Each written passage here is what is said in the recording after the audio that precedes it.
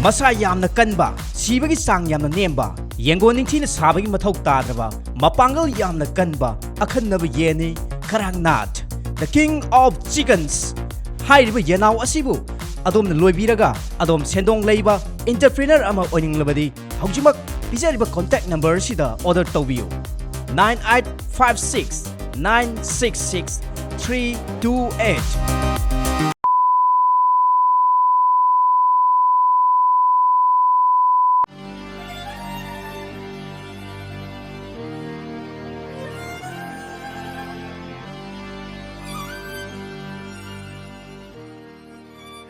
Ayang bi, ho ayang bi, nangi na thau lak le, lao.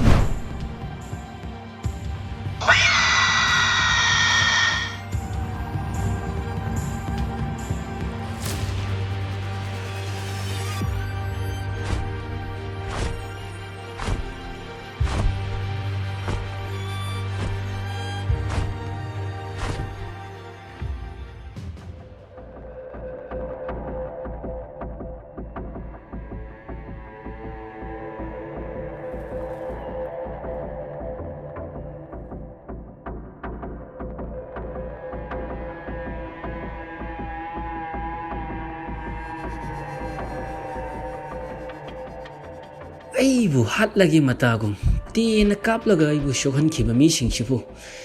irai lai na thadok lam laga lakhi bashe onto na di pen khiteda yambung na aibu thingnam bagi makhoi mathwai hingjerabani naklam drabadi kodak ta makhoi bu koitei thirga ina shoidana chairak piram godawni onto na sucha khreda iya Kalay, na pina roll yom hai. Ay di chat na ba siyam sabal loirabani. Yambung kadai di chatpagi wari no aibu Myanmar nam ta ita tadreda Hai, apang, nangon da khut thaduna hat ke thorang lakhiba, makhoi singdugi mathakta laman khumlaroi she hai bro. Ay khoi na sat ka dauri ba mafam mashe, laifam khulendari ne nangbo. ha laifam khulendari haiba yambung masigi tanja sini aina kaurang na ngajarapodo yambung aibu hatke thorang khiba makhoi gi mathakta kari shu tarumdana mari liyaudaba mugum lona chilaki bashe aigi thamoi da mai hobugum chaktun leiribani yambung Kalay, madugi wangangdu amuk khanangangano. Maril yaudaba migum ay khoi mafam sida chilakhiba natte. Mamangda makhoi na aigi wazagi mamal yamlaba apai bi jahaz thugai khiba leibadagi section thaurang oina makhoi ga mayok naba tawdana ay khoi mafam sida lakhibani. Haujikti aigi jahaz ase mafam jabada thaidok tun thamlamlaga makhoi gi khongul liba yare. Adunani aina nangonda satnaba sem saro hairibado. masigi mikup sini aina wana ngarakli bashe yambung aibu tena kaptun hatke thorang lakhiba makhoi bu lemna khak thararoi ado yambung makhoi gi mathakta hekta landa ba haibasi araibadi oroibo Madunani aina makhoi gi mathakta lumpu tawgani haikibado. Mafamduda ay khoi leitaba malallaga asiyengba tanja yengduna makhoi da lumpu tawga dawribani. madusu yamna fajaba khujil thorang ni yambung ado yambung aigi su kulai matik chaba amadi piu makhoi gi mathakta matik chana laman khumjage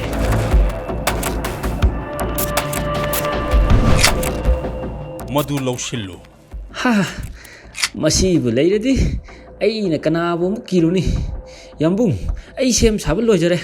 haujimak chattuna yeknabagi mathakta landarasi landa abanatte kalai. ho hoi lumpu haiba yambung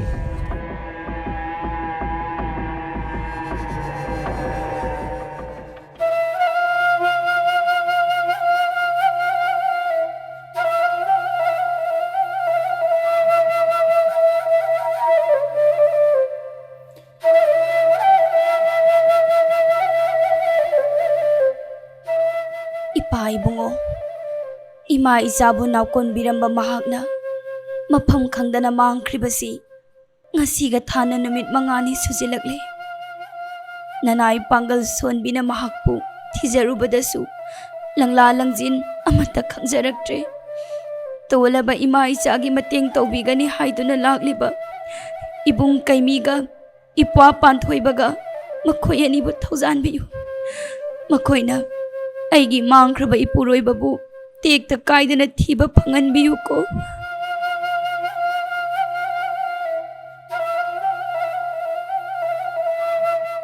Ima, lain thau da khoyamaga hajabase lain thau na chambi haibane ipang kaimiga mama panthobaga moi anina khoi paba thiba chakhibado soidana phangakani nang kai suwaga no ima imagi bema ima kari aiga dabano khangdre taibang sembiba mahak sune tolaba ima hichagi awabase khangbitraba male Ima adumana haigano tahoidiye taiban sembiba mapu mangonda hajaba thamrabadi noma natraga nomadi soidan thaujambrakani ima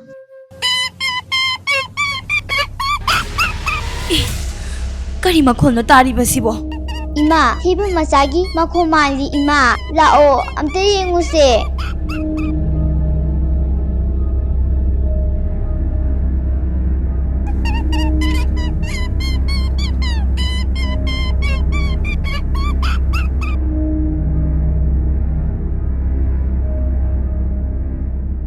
Ima,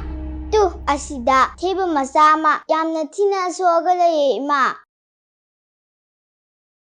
Ima, theba masase yamna thina soe sain jawa kai jawsingna yamna thina chikhai birame ima. oh onthokna nungaiteda masasi yamna thina sokla malene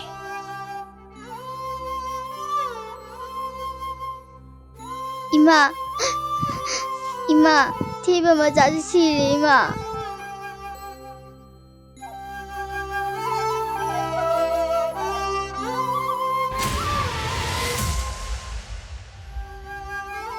Tu asidagi se yengo theba masagi thawai se payaga chakhare ima tu yengo ima imagi bema karino nangna airi dubo kadaidagi theba machagi thawaino imagi bema kari choirolno nangna lolibadubo yare toklose ahingba mina asiba thawai uba ngamba nate lao ima isa chak losinminarurase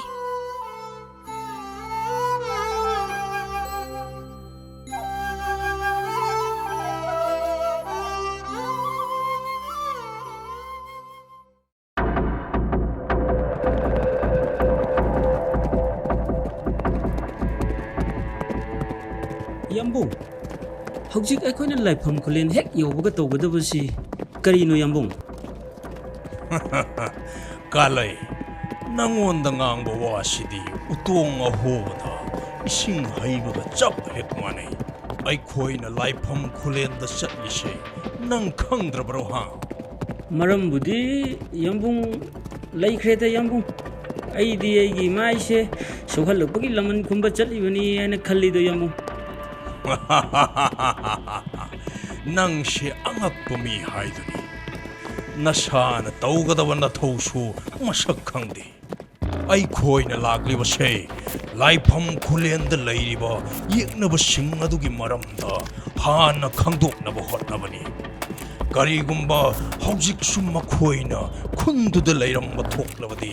achiengbu tanja lauraga makhoigi mathakta landagani amadi makhoi mathwai logani yambung aina sum khanbada nahan aingonda maida tina kaptuna sohalakhiba mafam duda aina thingakhiba mama macha dusu yeknaba oriba kai makok panba nupadugi misang soidana changlamgani khale makoi bu hana thidoklaga wahang pahang tobana kanagani khale yambung madu sumnaba wafamni aikoina laifam khulen hek yaubaga mama machadu hana thidoklaga wahang pahang taurase adugo wafam amana yambung aina mama macha hairisi kana sunate ꯌꯥꯝꯕꯨꯡꯒꯤ ꯈꯨꯠꯇ ꯊꯋꯥꯏ ꯊꯥꯈ꯭ꯔꯕ ꯄꯤꯁꯛ ꯀꯧꯕ ꯅꯨꯄꯥꯗꯣ ꯃꯥꯒꯤ ꯅꯨꯄꯤꯒ ꯃꯆꯥꯅꯨꯄꯤꯒ ꯑꯣꯏꯗꯣꯔꯤꯕꯅꯤ ꯌꯥꯝꯕꯨꯡ ꯍꯧꯖꯤꯛ ꯐꯥꯎꯕꯒꯤ ꯑꯣꯏꯅꯗꯤ ꯃꯥꯒꯤ ꯅꯨꯄꯥꯗꯨ ꯌꯥꯝꯕꯨꯡꯅ ꯍꯥꯠꯈ꯭ꯔꯦ ꯍꯥꯏꯕꯁꯤ ꯃꯈꯣꯏ ꯃꯃꯥ ꯃꯆꯥꯅ ꯈꯪꯗ꯭ꯔꯤꯕꯅꯤ ꯌꯥꯝꯕꯨꯡ ꯈꯪꯂꯁꯨ ꯀꯔꯤ ꯇꯧꯏ ꯍꯥꯏꯕꯒꯦ ꯃꯈꯣꯏ ꯃꯃꯥ ꯃꯆꯥꯅ ꯑꯩꯉꯣꯟꯗ ꯀꯔꯤꯕꯨ ꯇꯧꯖꯕ ꯉꯝꯒꯅꯤ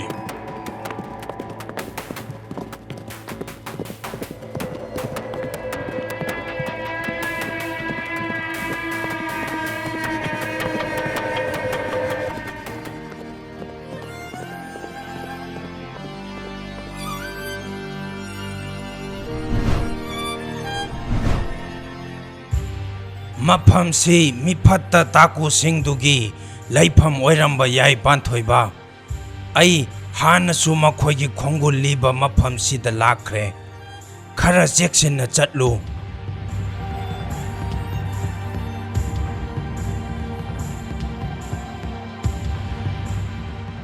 ꯁ꯭ꯋꯥꯏꯁꯤꯗꯗꯤ ꯀꯅꯥꯁꯨ ꯂꯩꯕ ꯎꯗꯦ ꯄꯟꯀꯩꯃꯤ ꯑꯗꯨꯒ ꯃꯈꯣꯏꯒꯤ ꯑꯄꯥꯏꯕꯤ ꯖꯍꯥꯖꯇꯨꯁꯨ ꯎꯗꯦ ꯃꯈꯣꯏꯅ ꯎꯗꯅꯕ ꯂꯣꯠꯇꯨꯅ ꯊꯝꯈ꯭ꯔꯕ ꯖꯥꯠꯂꯥ ꯀꯅꯥ ꯈꯪꯍꯟꯗꯅ ꯆꯦꯛꯁꯤꯟꯅ ꯃꯐꯝ ꯑꯃꯗ ꯂꯣꯠꯇꯨꯅ ꯊꯅꯝꯒꯅꯤ ꯊꯔꯤꯛꯀꯤ ꯃꯄꯥ ꯄꯤꯁꯛꯀꯤ ꯈꯣꯡꯒꯨꯜ ꯂꯤꯒꯦ ꯍꯥꯏꯔꯕꯗꯤ ꯀꯥꯎꯂꯦꯟꯕꯨ ꯐꯪꯅꯕ ꯍꯥꯟꯅ ꯊꯤꯕ ꯃꯊꯧ ꯇꯥꯏ ꯐꯔꯦ ꯄꯟꯀꯩꯃꯤ ꯀꯥꯎꯂꯦꯟ ꯑꯃꯗꯤ ꯃꯥꯒꯤ ꯈꯣꯡꯕꯨꯔꯩꯁꯤꯡꯕꯨ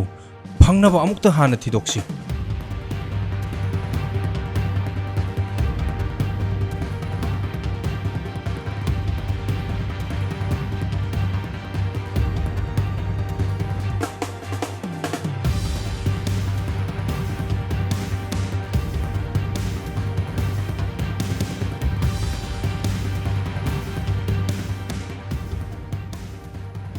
ꯏꯄꯟꯀꯩꯃꯤ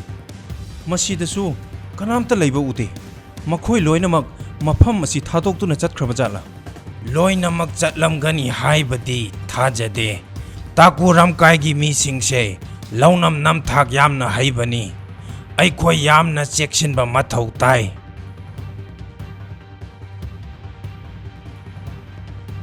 ꯑꯁ ꯏꯄꯟꯀꯩꯃꯤ ꯑꯩꯗꯤ ꯆꯥꯛꯄꯨ ꯂꯥꯝꯂꯛꯂꯦꯗ ꯄꯥꯟꯊꯣꯏꯕ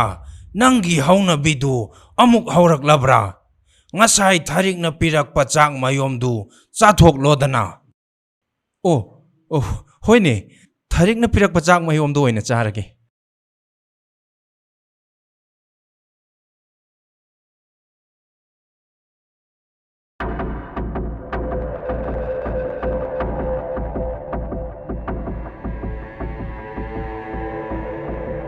ꯌꯥꯝꯕꯨꯡ ꯅꯨꯄꯤ ꯃꯃꯥ ꯃꯆꯥ ꯑꯗꯨ ꯍꯥꯟꯅ ꯊꯤꯗꯣꯛꯂꯒ ꯋꯥꯍꯪ ꯄꯍꯪ ꯇꯧꯅꯕ ꯑꯝꯇ ꯇꯧꯁꯤ ꯀꯥꯂꯩ ꯅꯨꯄꯤꯗꯨꯒꯤ ꯌꯨꯝꯗ ꯍꯥꯟꯅ ꯆꯪꯗ꯭ꯔꯤꯉꯩꯗ ꯌꯦꯛꯅꯕꯒꯤ ꯃꯤꯁꯤꯡ ꯈꯨꯟ ꯑꯁꯤꯗ ꯂꯩꯕ꯭ꯔꯥ ꯍꯥꯏꯅ ꯍꯥꯟꯅ ꯊꯤꯗꯣꯛꯈꯤꯁꯤ ꯅꯈꯣꯏ ꯂꯣꯏꯅꯃꯛ ꯂꯝꯕꯤ ꯈꯥꯏꯗꯣꯛꯅꯧ ꯈꯨꯟꯁꯤꯒꯤ ꯃꯥꯏꯀꯩ ꯃꯔꯤꯗ ꯆꯠꯇꯨꯅ ꯌꯦꯛꯅꯕ ꯂꯩꯕꯒꯤ ꯈꯨꯗꯝ ꯆꯥꯡꯗꯝ ꯂꯩꯕ꯭ꯔꯥ ꯍꯥꯏꯅ ꯑꯃꯨꯛꯇ ꯌꯦꯡꯊꯣꯛꯎ ꯃꯤꯀꯨꯞ ꯅꯥꯍꯨꯝ ꯁꯤꯡꯅ ꯆꯠꯂꯨ ꯌꯦꯛꯅꯕ ꯂꯩꯕꯒꯤ ꯈꯨꯗꯝ ꯆꯥꯡꯗꯝ ꯊꯦꯡꯅꯔꯕꯗꯤ ꯇꯨꯃꯤꯟꯅ ꯂꯥꯛꯇꯨꯅ ꯑꯩꯉꯣꯟꯗ ꯍꯥꯟꯅ ꯄꯥꯎ ꯄꯤꯌꯨ ꯌꯥꯝꯕꯨꯡ ꯑꯩꯁꯨ ꯊꯤꯔꯨꯆꯣ ꯍꯥꯏꯕ꯭ꯔꯥ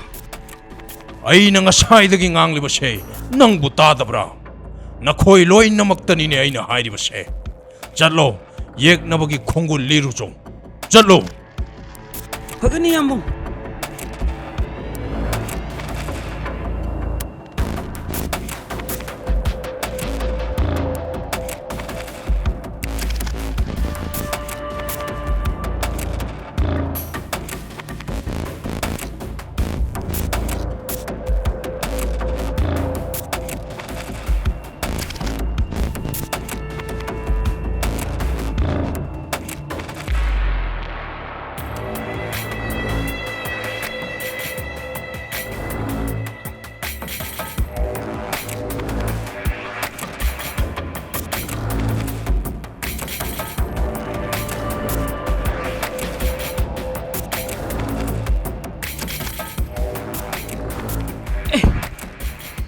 ꯑꯁꯤꯗ ꯂꯩꯔꯤꯕ ꯅꯨꯄꯤꯁꯤꯡꯒ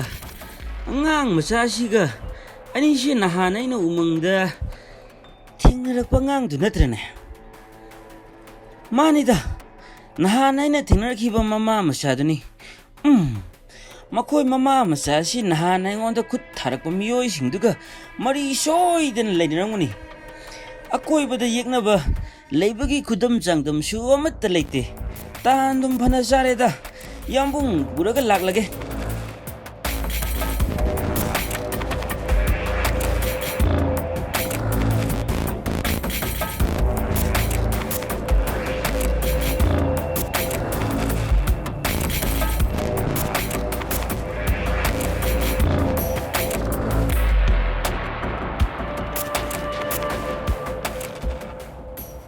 ꯍꯣꯏ ꯍꯣꯏ ꯅꯈꯣꯏ ꯑꯅꯤꯁꯨ ꯂꯥꯛꯑꯣ ꯌꯥꯝꯕꯨꯡ ꯃꯅꯥꯛꯇ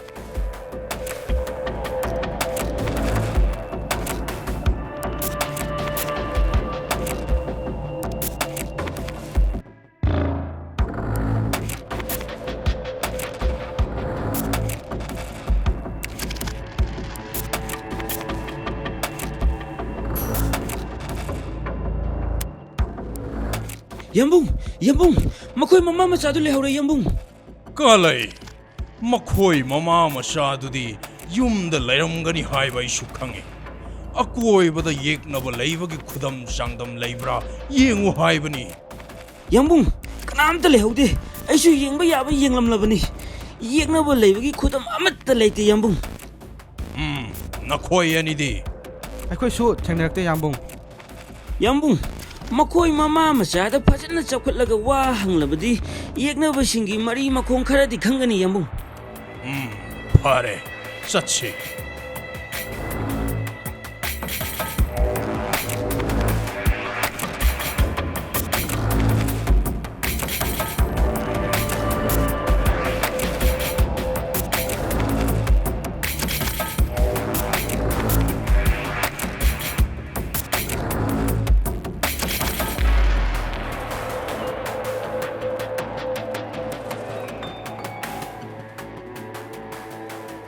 ꯌꯥꯝꯕꯨꯡ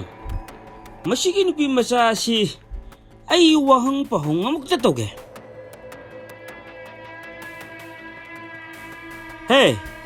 ꯅꯨꯄꯤ ꯃꯆꯥ ꯅꯪꯉꯣꯟꯗ ꯍꯦꯛ ꯃꯇꯦꯡ ꯄꯥꯡꯕ ꯂꯥꯛꯂꯤꯕ ꯃꯤꯁꯤꯡ ꯑꯗꯨ ꯀꯗꯥꯏꯗ ꯂꯩ ꯍꯥ ꯑꯩ ꯈꯪꯗꯦ ꯅꯣꯏꯅ ꯍꯥꯏꯕ ꯃꯤꯗꯣ ꯑꯩ ꯀꯅꯥꯅꯣ ꯈꯪꯗꯦ ꯍꯦ ꯑꯉꯥꯡ ꯅꯪ ꯅꯆꯤꯟꯗꯨ ꯊꯤꯒꯅꯨꯅꯦ ꯍꯪꯂꯤꯁꯦ ꯆꯨꯝꯅ ꯈꯨꯝꯃꯨ ꯅꯠꯇ꯭ꯔꯗꯤ ꯅꯊ꯭ꯋꯥꯏ ꯃꯆꯥꯗꯨ ꯇꯦꯛꯀꯦꯔꯥ ꯍꯥ ꯑꯩ ꯈꯪꯗꯦ ꯅꯣꯏꯅ ꯍꯥꯏꯕ ꯃꯤꯗꯣ ꯑꯩ ꯀꯅꯥꯅꯣ ꯈꯪꯗꯦ ꯏꯃꯥ ꯍꯦ ꯅꯪꯒꯨꯝꯕꯅꯁꯨ ꯑꯩꯒꯤ ꯏꯆꯥꯗ ꯈꯨꯠ ꯊꯥꯕ ꯅꯠꯇꯤꯛꯂꯥ ꯍꯥ ꯈꯪꯕ꯭ꯔꯥ ꯏꯌꯥ 이마 양봉 아이고 엄다 간비우 양봉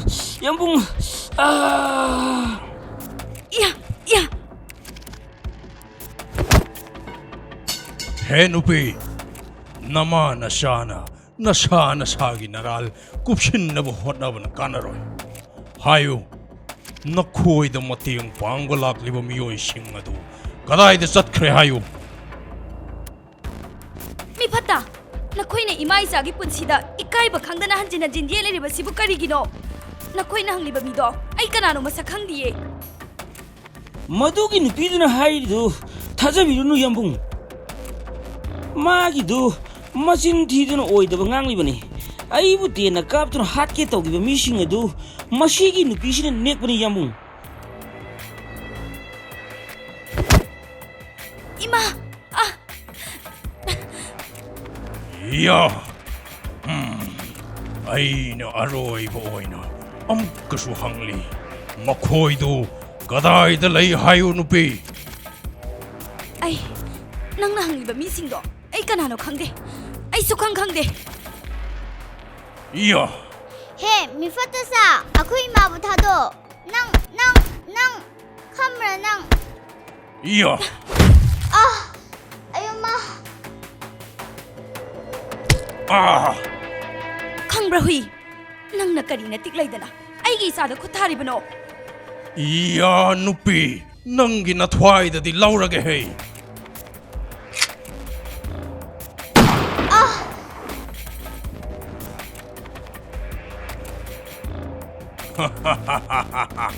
ꯍꯧꯖꯤꯛꯇꯤ ꯅꯊꯧꯅꯥ ꯅꯔꯤꯜ ꯂꯩꯕ ꯁꯥꯈꯣꯗꯅ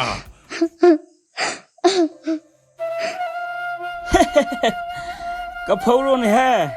ꯑꯉꯥꯡ ꯍꯧꯖꯤꯛꯇꯤ ꯅꯃꯥꯗꯨꯁꯨ ꯁꯤꯔꯕꯅꯤꯅ ꯄꯦꯟꯅ ꯀꯞꯐꯧꯔꯣ ꯂꯥꯛꯑꯣ ꯌꯦꯛꯅꯕꯁꯤꯡꯒꯤ ꯈꯣꯡꯒꯨꯜ ꯂꯤꯅꯕ ꯇꯧꯁꯤ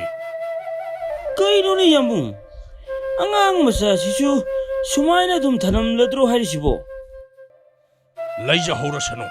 ꯅꯨꯄꯤ ꯃꯆꯥ ꯑꯃꯅꯕꯨ ꯀꯔꯤꯕꯨ ꯇꯧꯖꯕ ꯉꯝꯒꯅꯤ ꯂꯥꯛꯑꯣ ꯆꯠꯁꯤ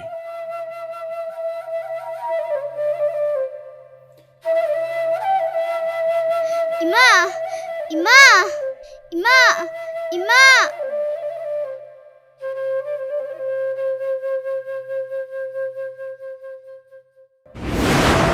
이마! 이마! 이마! 이마! 아이부 돈다 탐비람 거노. 아이부 수부비요 이마. 이마! 이마!